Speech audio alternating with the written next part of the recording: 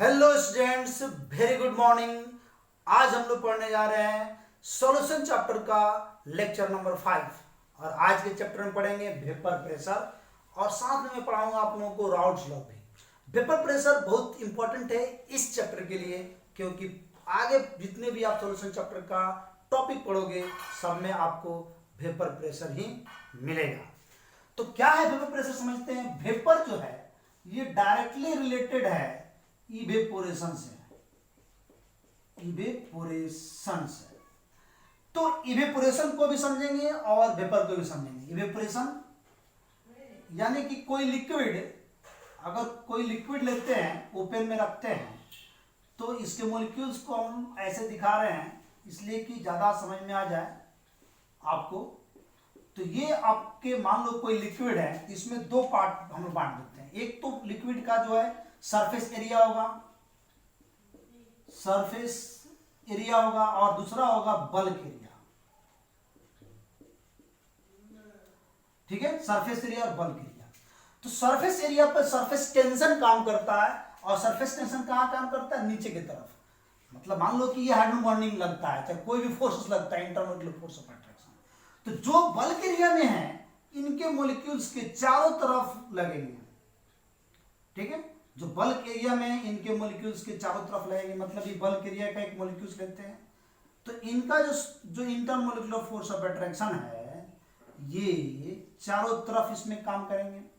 लेकिन जो surface area में है इसका सिर्फ इंटरमोलिकुलर फोर्स ऑफ अट्रैक्शन नीचे की तरफ काम करेगा। इसका जो रहेगा सिर्फ नीचे की तरफ काम करेगा।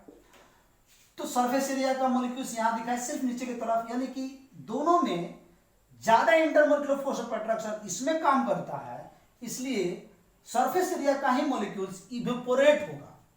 तो ये इवेपोरेट कौन हो रहा है, सरफेस एरिया का मॉलिक्यूल्स इवेपोरेशन होता है, इसको कहते हैं इवेपोरेशन। लेकिन ये वेपर जो उत्पन्न हो रहे हैं ये प्रेशर कब बनेंगे, ये तब बनाएंगे जब ये क्लोज्ड वेसल में रहेंगे, है ना। तो प्रेशर तभी उत्पन्न होता है जब वो क्लोज्ड वेसल में होता है, यानी कि pressure exert in a closed vessel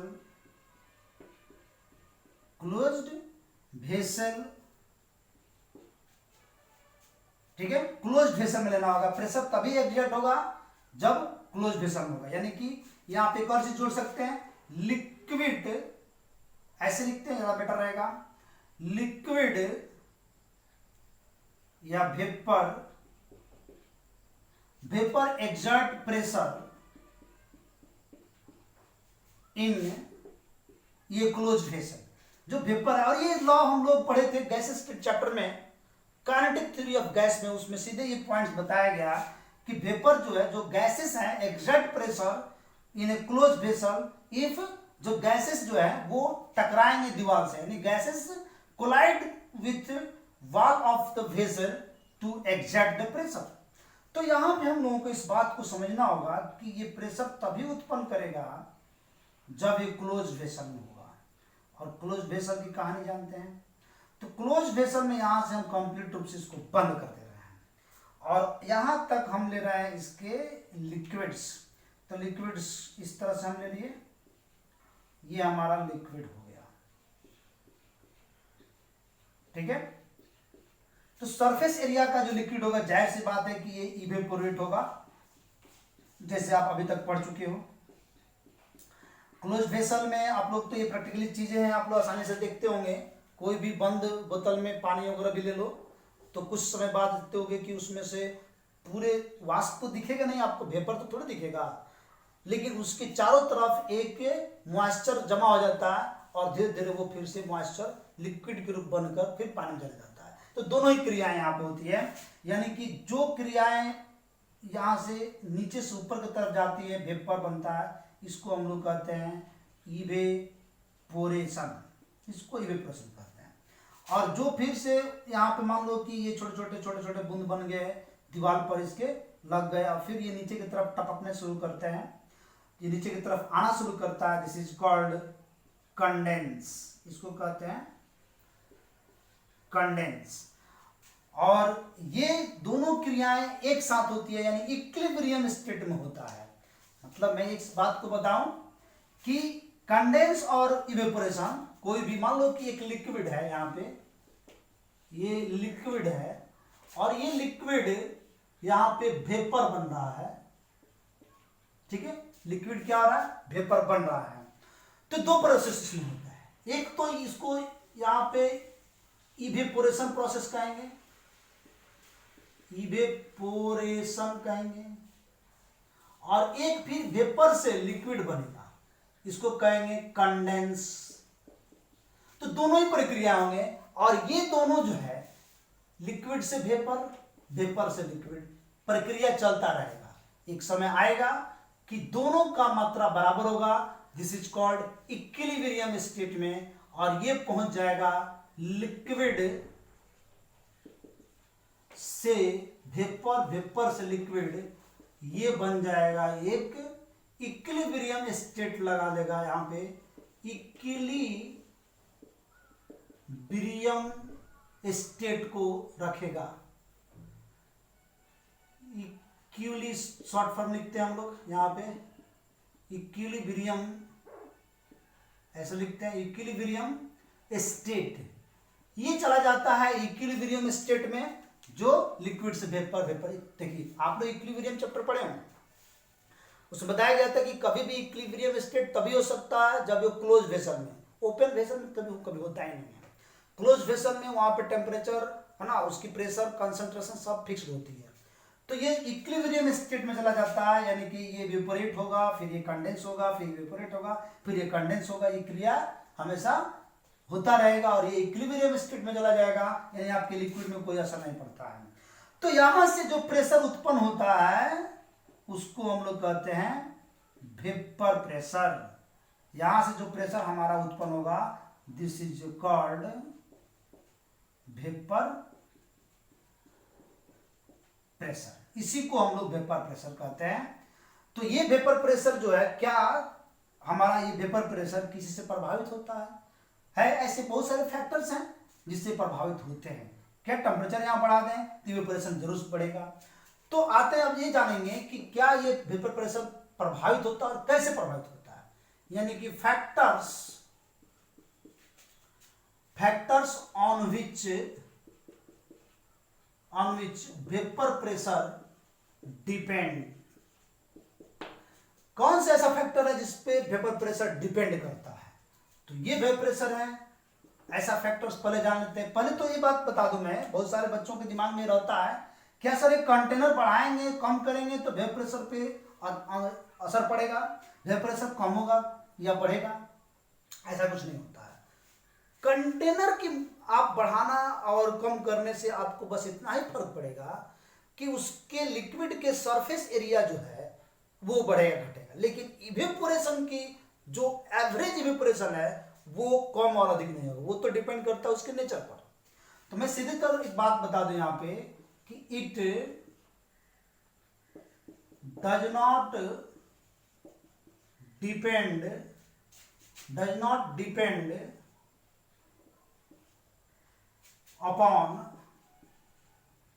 upon shape, size of container। Container के शेप साइज पर डिपेंड नहीं करता है। सेकंड हम लोग चर्चा करेंगे टेम्परेचर। क्या टेम्परेचर इस वेपर प्रेशर को प्रभावित करता है? बिल्कुल करता है। अब अगर टेम्परेचर बढ़ाएंगे तो इसका काइनेटिक एनर्जी, किसका, सरफेस एरिया की काइनेटिक एनर्जी बढ़ेगी। टेम्परेचर में जान लीजिए कि टेम्परेचर जो होता है ये डायरेक्टली प्रोपोर्शनल होता है वेपर प्रेशर के। यानी कि होता क्या है कि टेम्परेचर अगर इंक्रीज करता है तो यहां पे kinetic energy of molecules of liquid of surface liquid लिखिए, kinetic energy of surface liquid molecules, surface liquid molecules molecules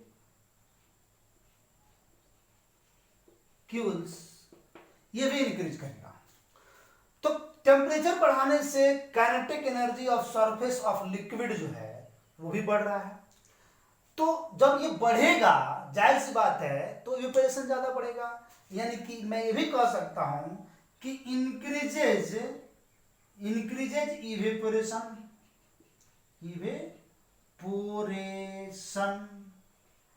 तो इवेपोरेशन भी इंक्रीज करेगा। तो काइनेटिक एनर्जी इंक्रीज करेगा तो इवेपोरेशन भी इंक्रीज करेगा, इसलिए वेपर प्रेशर भी इंक्रीज कर जाएगा। क्लियर हुआ?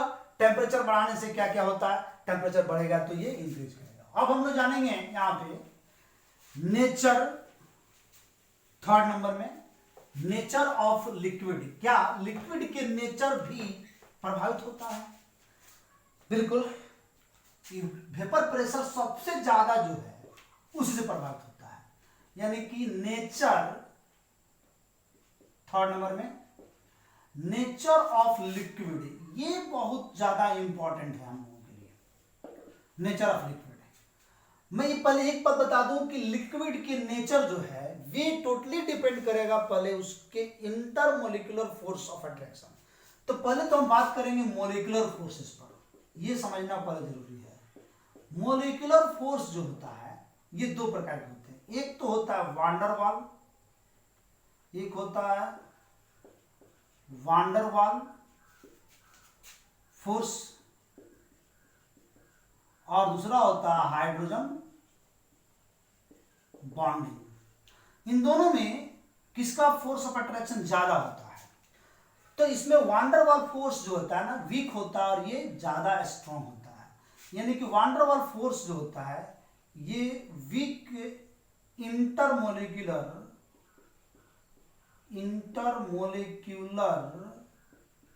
फोर्स को रखता है, जबकि हाइड्रोजन बॉन्डिंग जो होता है ये स्ट्रॉन्ग इंटरमोलिक्यूलर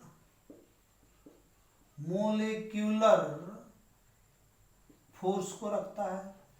तो ये स्ट्रॉन्ग इंटरमोलिकुलर फोर्स को रखता है, ये वीक रखता है। यानी कि जिसमें अगर वांडरवाल फोर्स हो उसका जो लिक्विड है वो ज्यादा से, मान लो कि अब हमको ये देखना होगा कौन सा हाइड्रोजन बॉन्डिंग बनाता है, कौन सा हाइड्रोजन बॉन्डिंग नहीं बनाता है। अगर हाइड्रोजन बॉन्डिंग बनाता है तो उसमें ज्यादा स्ट्रॉन्ग कौन बनाता है, इस सब पर डिपेंड करता है।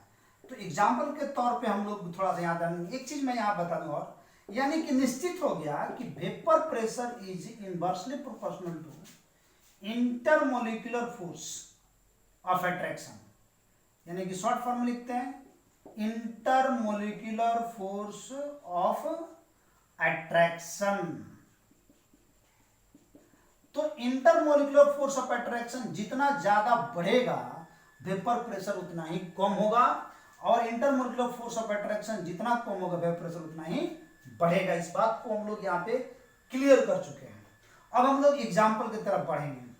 तो हम एक पहला एग्जांपल लेते हैं जिसमें आप लोगों को मैं ये दिखाता हूं कि वांडरवाल फोर्स और हाइड्रोजन बॉन्डिंग जो लेते हैं लिक्विड में क्या फर्क पड़ता है। मान लो कि हम एक लेते हैं यहाँ पे C2H5O, C2H5, जो इसके मॉलिक्यूल्स जो है ये वांडरवाल फोर्स नहीं बनाता है, माने ये हाइड्रोजन बॉन्डिंग नहीं बनाता है।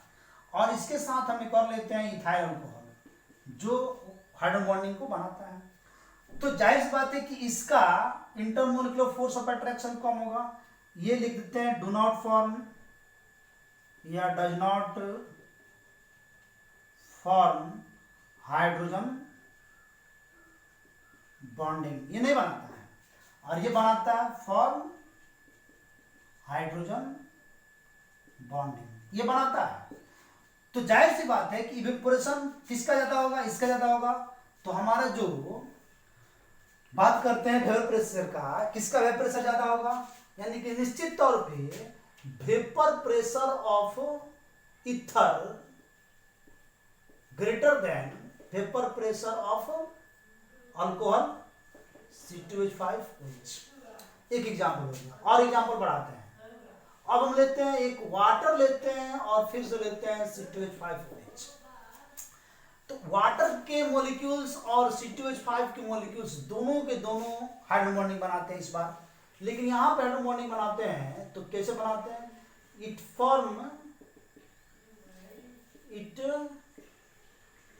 फॉर्म हाइड्रोजन बॉन्डिंग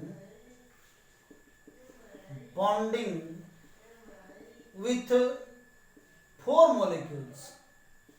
ये 4 मॉलिक्यूल्स के साथ हाइड्रोजन बॉन्डिंग बनाता है, लेकिन ये बनाता है it form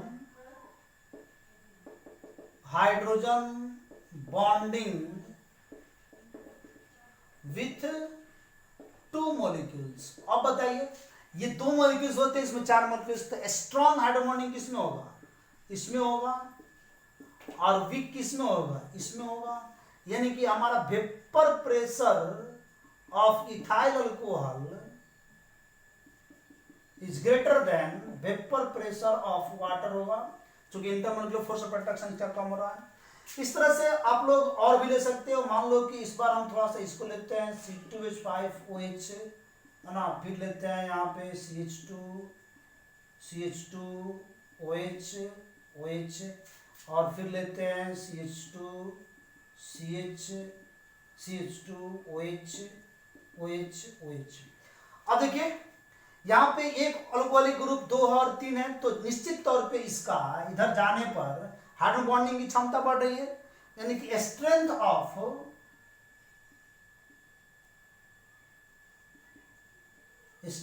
hydrogen bonding increases. ये इंक्रीज कर रहा है,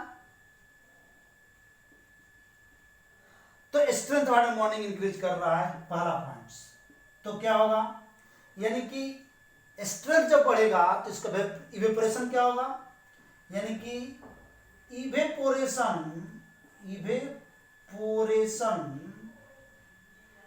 इवेपोरेशन डिक्रीजेस। इवेपोरेशन घट रहा है, यानी कि इवेपोरेशन घट रहा है, तब क्या होगा? Vapour pressure decreases, vapour pressure भी घटेगा। सबसे ज्यादा वेपर प्रेशर किसमें होगा? अल्कोहल में। उससे कम किसमें होगा? इथिलीन ग्लाइकोल में। और सबसे कम होगा ग्लिसरॉल में। यानी कि वांडर वाल फोर्स भी इधर प्रभावित होते हैं। चलिए अब जानते हैं हम लोग कि हमारे पास टाइप्स ऑफ सॉल्यूशन भी होता है। ठीक है, ये सब तो नेचर था जो प्रभावित करता है वेपर प्रेशर को। अब थोड़ा सा देखते हैं कि सॉल्यूशन जो है, ये पहले सबस्टांस की बात करते हैं हम, कि हमारे पास सबस्टांस 2 प्रकार के होते हैं। एक होता है वोलाटाइल और दूसरा होता है नॉन वोलाटाइल। वोलाटाइल तभी होगा जब वो लिक्विड में होगा, नॉन वोलाटाइल होगा वो सॉलिड भी हो सकता है। यानी कि अगर हम ऐसे सॉल्यूशन लेते हैं जिसमें दोनों के दोनों वोलेटाइल हो, तो यानी दोनों के दोनों लिक्विड होगा। अगर एक वोलेटाइल एक नॉन वोलेटाइल होंगे तब लिक्विड और सॉलिड में जाएंगे। समझ में आ गया? तो यहां देखिए, हम अगर सॉल्यूशन लेते हैं, सॉल्यूशन चूंकि हमारा राउल्ट्स जो है इस पर डिपेंड करता है, इसलिए हमको लेना पड़ेगा। सॉल्यूशन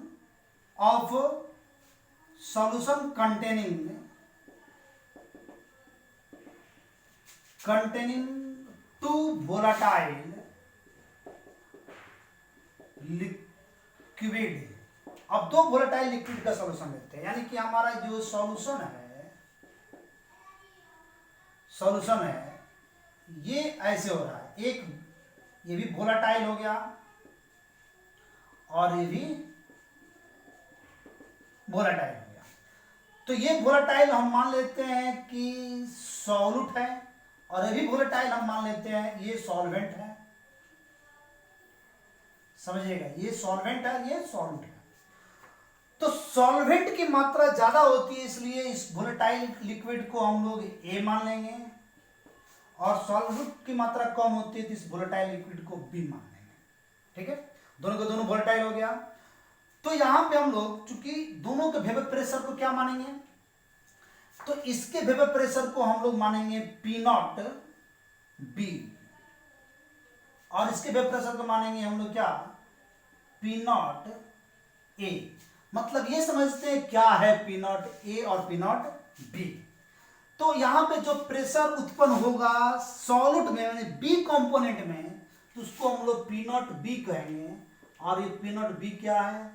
ये है आपका vapour pressure of pure component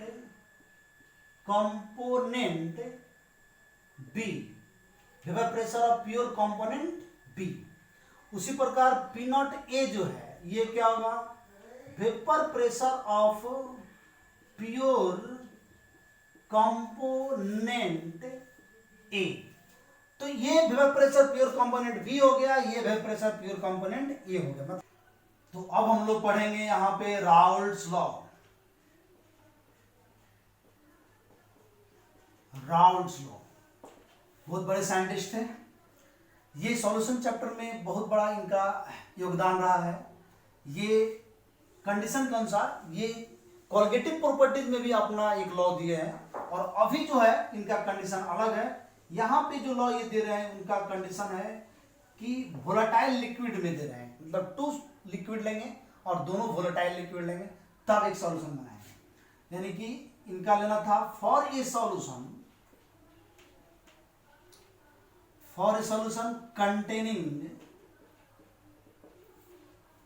containing 2 volatile liquid. 2 volatile liquid क्या हो सकता है? एक सॉलिड और एक सॉल्वेंट। तो सॉलिड को हम लोग मानते हैं, यहाँ पे सॉलिड लेते हैं पहले। किसी भी सॉल्यूशन में 2 वोलेटाइल लिक्विड क्या क्या हो सकते हैं? उनमें से एक सॉलिड होगा और एक सॉल्वेंट होगा, यानी कि दोनों के दोनों वोलेटाइल नहीं है। ठीक है, चलिए यहां पे हम ले रहे हैं सॉलिड। सॉलिड को हम मान रहे हैं बी, सॉलिड के पार्टिकल्स को, सॉलिड के मॉलिक्यूल्स को बी मान रहे हैं। ठीक है, यहां हम ले रहे हैं सॉल्वेंट, और ये सॉल्वेंट के पार्टिकल्स को हम लोग मानेंगे ए, इसके मॉलिक्यूल्स को ए मान लेते हैं। ठीक है, तो इसके बी मान लेंगे तो इसके जितने भी यहां पे मॉलिक्यूल्स होंगे सभी बी होंगे, इसके मॉलिक्यूल्स सभी बी होंगे। तो ये तो बी मॉलिक्यूल्स हो गया, जितने भी मॉलिक्यूल्स इसके आएंगे सब बी होंगे। तो ये अगर इवेपोरेट होंगे तो इनके इवेपोरेशन से जो प्रेशर उत्पन्न होगा उसको हम लोग कहेंगे P naught B. P naught B यानी कि पी नॉट लगाते हैं किसी और के लिए नहीं है, सिर्फ बी कंपोनेंट के लिए है, इसलिए पी नॉट लगाते हैं। तो पी नॉट बी यानी कि हम ये क्या ले रहे हैं? ये ले रहे हैं vapour pressure of pure component B. Pure component B का ये वेपर प्रेशर हो गया। इसी प्रकार इसमें अगर हम लोग ए का ले लें तो क्या लेंगे? ए के मॉलिक्यूल्स होंगे, यानी कि ये हमारा सॉल्वेंट है, और ये हमारा जितने भी इसमें मॉलिक्यूल्स आएंगे सभी ए मॉलिक्यूल्स आएंगे। तो ये सभी ए मॉलिक्यूल्स हो गए। अब ये जब इवेपोरेट होंगे तो इनके जो यहां प्रेशर उत्पन्न होगा वेपर प्रेशर, उसको हम लोग कहेंगे पी नॉट ए, और इसका नाम क्या होगा? Vapour pressure of pure component B, component A. तो ये प्योर कंपोनेंट ए का वेपर प्रेशर हो गया, और ये हो गया प्योर कंपोनेंट बी का वेपर प्रेशर हो गया। अब सोचो कि दोनों को मिला देते हैं तो एक हम सॉल्यूशन बनाएंगे, यानी कि सॉल्यूट और सॉल्वेंट मिलेगा तो सॉल्यूशन बनेगा। तो सॉल्यूशन में हम ले रहे हैं एक बड़ा कंटेनर, और अब हम लोग क्या करते हैं इसमें कि इसको सबको क्लोज्ड वेसल लेना ही पड़ेगा। अब यहां पे ये एक हम सॉल्यूशन लेते हैं जिसमें सॉल्यूट और सॉल्वेंट दोनों है। ये क्या है? हमारा सॉल्यूशन है, और सॉल्यूशन क्या होगा? ए और बी दोनों मिले हैं, यानी कि ये ए बी हो गया।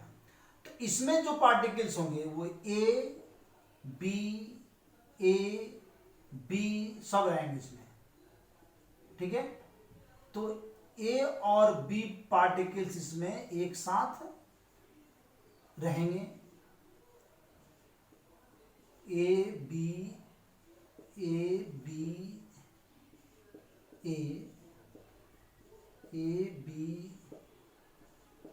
सारे पार्टिकल्स हैं इसमें। तो जो सरफेस एरिया में पार्टिकल्स है वो जाहिर सी बात है कि इवेपोरेट होगा। तो वो जब इवेपोरेट होगा तो यहां पे अगर ए इवेपोरेट हो रहा है, इसमें चूंकि दोनों है ना, सॉल्यूट और सॉल्वेंट, तो अगर सॉल्यूट इवेपोरेट होगा यानी कि बी कहलाएगा, उसका पार्शियल प्रेशर हम लोग क्या लेंगे, पी नॉट बी लेंगे। ठीक है, यहां पे ए दिखाया तो यहां पे ए लेते हैं, पी नॉट ए। अगर ए इवेपोरेट होगा, अगर बी इवेपोरेट हो रहा है तो पी नॉट बी लेंगे। मतलब जो भी इसमें लिक्विड है, अगर आपका सॉल्यूट है तो उसके वेपर प्रेशर को हम लोग क्या मानेंगे, पी नॉट बी मानेंगे। अगर वो सॉल्वेंट है तो उसके वेपर प्रेशर क्या मानेंगे, पी नॉट ए मानेंगे। तो इसमें चूंकि सॉल्यूशन है तो दोनों को मानेंगे, पी नॉट ए भी होगा, पी नॉट बी भी होगा। यानी vapour pressure of pure component A, vapour pressure of pure component B. तो राउल्ट्स का ये नियम ये था कि इस पूरे सॉल्यूशन में जो भी कंपोनेंट्स हैं, इस कंपोनेंट का जो पार्शियल वेपर प्रेशर रहेगा, पार्शियल वेपर प्रेशर, वो इनके मोल फ्रैक्शन के डायरेक्टली प्रोपोर्शनल होंगे। यानी कि लॉ क्या कहता है, इनका लॉ कहता है कि इन ये solution of volatile liquid, in a solution of volatile liquid, the partial vapor pressure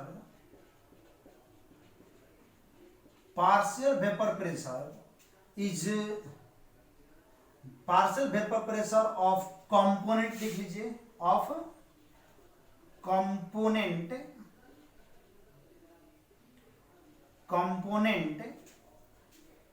is directly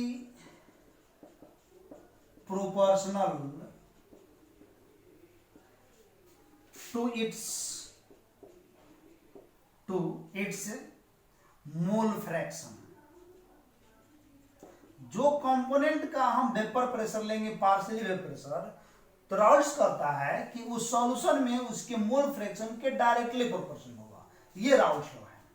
तो यानी कि इस लॉ के अनुसार अगर हम लोग दोनों को लें, सॉल्यूट और सॉल्वेंट का, तो यहां पे आएगा फॉर सॉल्यूट यानी कि component A, for component B लेते हैं पहले। तो कंपोनेंट बी के लिए क्या हो जाएगा, P B is directly proportional to mole fraction of B। और हम कंपोनेंट A के लिए लेंगे अगर फॉर कंपोनेंट A के लिए लेते हैं, तो इसमें क्या होगा, PA is directly proportional to mole fraction of A। तो यहां पे हम लोग PB is equal to, string घटाएंगे, कोई ना कोई कांस्टेंट डालेंगे, तो P not A, P not B यहां पे इंटू एक्स बी हो जाएगा।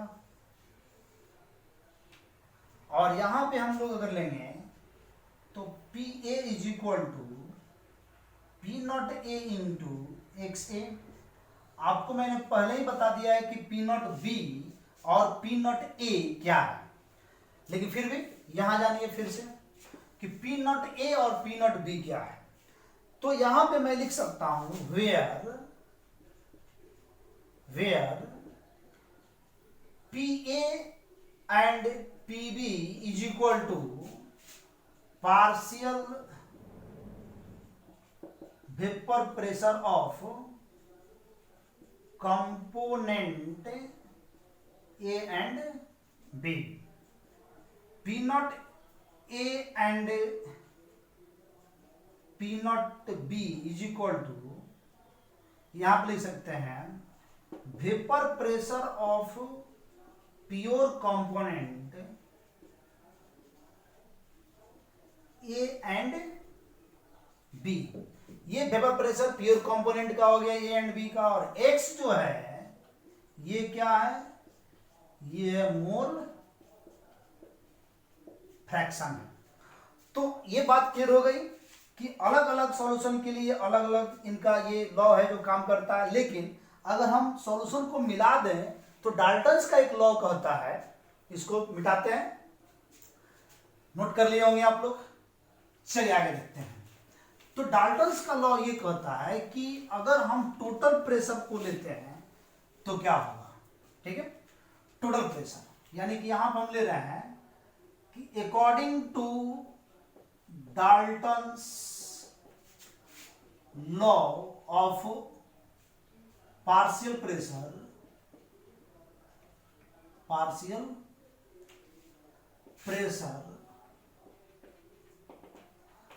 तो ये कहना है, इनका कहना है कि total pressure of the solution, is equal to sum of the partial pressure, यानी कि partial pressure of A plus partial pressure of B.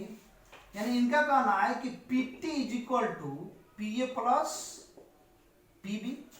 तो अब Pt के जगह पर, Pt को रखेंगे पहले, Pa के जगह पर हम लोग रख सकते हैं P not A into X A plus Pb की जगह पर P not B into X B. तो Pt इज इक्वल टू हो जाता है यहाँ पे, चूंकि आप मोल फ्रैक्शन को जानते हो, मोल फ्रैक्शन को क्या जानते हो, मोल फ्रैक्शन हमने बताया था आप लोगों को, मोल फ्रैक्शन कि इसको हम लोग x से डिनोट करते हैं पहली बात, और यहां पे मैंने बताया था कि xa निकालना हो तो n1 by n1 plus n2, माने x n1 निकालना हो तो ये a मानेंगे तो यहाँ पे na by na plus nb हो जाएगा, दोनों को लेना होगा। एक बात और क्लियर कर दें कि xa plus xb is equal to 1 होता है, यानी किसी एक का अगर मोल फ्रैक्शन निकालते हैं तो वह एक से कम होगा, दूसरे का उसमें रख सकते हैं, तो xa बराबर 1 माइनस xb हो जाएगा। P not a into 1 minus xb यहां रखेंगे, 1 minus xb plus P not b into xb। तो Pt इज इक्वल टू ये हो गया आपका P not a minus P not a into xb plus P not b into xb। तो Pt is equal to, यहां पे देखेंगे हम चाहे तो यहां से कॉमन ले सकते हैं, P not a xb common ले लेंगे तो हम प्लस के रूप लेते हैं, xb कॉमन लेते हैं तो क्या बचेगा, पहले ये P not b minus P not a into xb। ये आपका राउल्ट्स लॉ का मेन रिक्वायर्ड इक्वेशन आ गया, ठीक है, ये राउल्ट्स लॉ का इक्वेशन है। तो जो भी सॉल्यूशन राउल्ट्स के नियम को पालन करेंगे, निश्चित तौर पे उनके कंपोनेंट्स में उनका वेपर प्रेशर उसके पार्शियल वेपर प्रेशर के डायरेक्टली प्रोपोर्शनल होगा और उनके मोल फ्रैक्शन के भी डायरेक्टली प्रोपोर्शनल होगा। ओके, तो ये राउल्ट्स लॉ है, इस पे आगे हम लोग टाइप्स ऑफ सॉल्यूशन में राउल्ट्स लॉ का यूज करेंगे। टाइप्स ऑफ सॉल्यूशन हम लोग आगे पढ़ेंगे तो उसमें आएगा आइडियल सॉल्यूशन और नॉन आइडियल सॉल्यूशन। तो आइडियल सॉल्यूशन कंप्लीटली ये राउल्ट्स लॉ को पालन करता है और non ideal solution Raoult's law को पालन नहीं करता है। तो वो डिटेल्स हम आगे आप लोगों को पढ़ाएंगे। पहले हम राउल्ट्स लॉ पर आप लोगों को एक क्वेश्चन बताते हैं कि कैसे बनता है राउल्ट्स के नियम पे क्वेश्चन। थोड़ा ये क्वेश्चन हम लोग देख लेते हैं तो ये बात कंफर्म आ जाएगा कि राउल्ट्स के नियम पर क्वेश्चन को कैसे बनाया जाएगा। आइए इस पे क्वेश्चन लिखते हैं। पहले हम लोग क्वेश्चन लिखेंगे,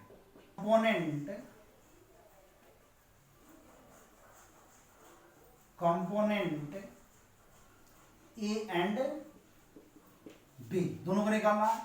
चूंकि फॉर्मूला हमारे पास है, फॉर्मूला को यूज करते हुए चलेंगे, P A is equal to P naught A into X A and P B is equal to P naught B into X B. तो हमको यहाँ पे जो है गिवन में पहले जान लें कि क्या क्या दिया हुआ है। यहाँ पे दिया हुआ है P नॉट ए, चूंकि यहाँ पे वेपर प्रेशर दिया, if the vapour pressure of A and B, तो P नॉट प्योर कंपोनेंट का वेपर प्रेशर दिया गया पी नॉट ए का 0.9 atm और पी नॉट बी दिया गया यहाँ पे 0.3 atm। ठीक है, दूसरा हम लोगों को ये दिया गया है इसका मोल ये number of moles of A is equal to 1 mole, number of B is equal moles of B is equal to 2 moles.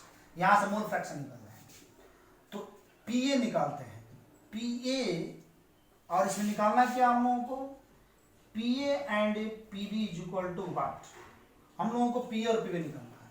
तो P A is equal to P naught A की जगह पर क्या रखेंगे 0.9 इंटू मोल फ्रैक्शन बनाइए। तो mole fraction कैसे बनाएंगे 1 बाई, चूंकि ए का निकाल रहे हैं हम तो 1 बाई 1 प्लस 2 यानी कि 3, ये कटाएंगे इसको 1 बाई 1 प्लस 2। ठीक है, तो ये कटाएंगे इसको तो कितना आ जाएगा, तो लगभग ये आ जाएगा आपका 3 3 का 9 0.3, ये आ जाएगा 0.3 atm इसका आ गया।